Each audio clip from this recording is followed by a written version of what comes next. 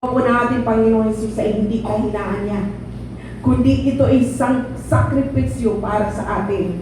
Pinili niyang maranasan ang mag-isa para hindi natin maranasan ang tuluyang paglayo natin sa Diyos. Kung nararamdaman natin na para bang iniwan tayo, tandaan po natin ito, may isang iniwan para sa atin, para sa iyo, para sa lahat. Kaya ngayon, huwag natin kalimutan lumapit sa Diyos, lumapit sa Kanya, bumalik sa Kanya, dahil binayaran na niya ang lahat-lahat.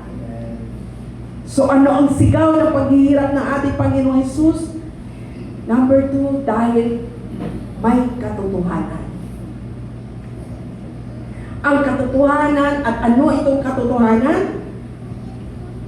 Hindi binabayaan si Jesus dahil siya ay mahina. Binabayaan siya para hindi tayo mapabayaan. Ang totoo, tayo ay nahiwalay sa Diyos. Dapat tayo ang makaranas ng paghihirap ng ito. Pero siya ang tumanggap.